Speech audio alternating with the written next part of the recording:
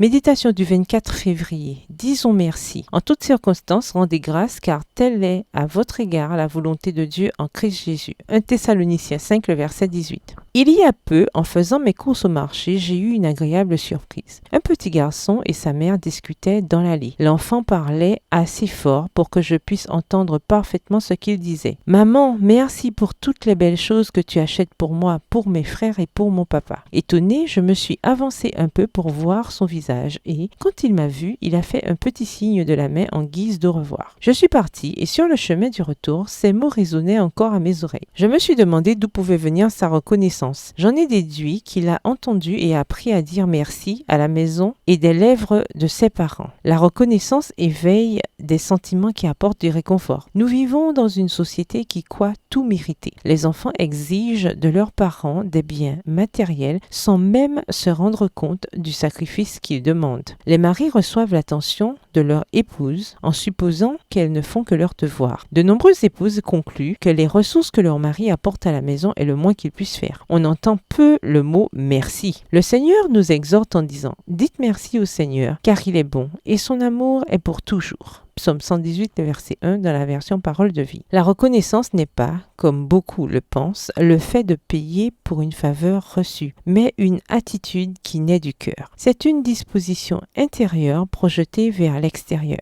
La personne reconnaissante se réjouit des biens reçus de Dieu, tels que la santé, la vie, le bien-être ou l'amitié. Mon ami, il serait bon que, chaque matin et à la fin de la journée, nous soyons reconnaissantes en nous rappelant tout ce que nous avons reçu de Dieu et des personnes qui vivent avec nous. La gratitude est une valeur qui doit être semée peu à peu dans le cœur des enfants et des jeunes. C'est une habitude que nous devons cultiver. Comme le dit l'auteur Joyce Meyer, la reconnaissance éloigne le diable, mais quand nous nous plaignons, il revient et pour rester. Pour développer la gratitude, premièrement, reconnaissons ce que Dieu fait pour nous chaque jour. Deuxièmement, reconnaissons ce que les autres font pour nous chaque jour. Troisièmement, exprimons-nous avec des mots et des expressions qui témoignent de cette reconnaissance. Bonne journée, que l'Éternel vous bénisse.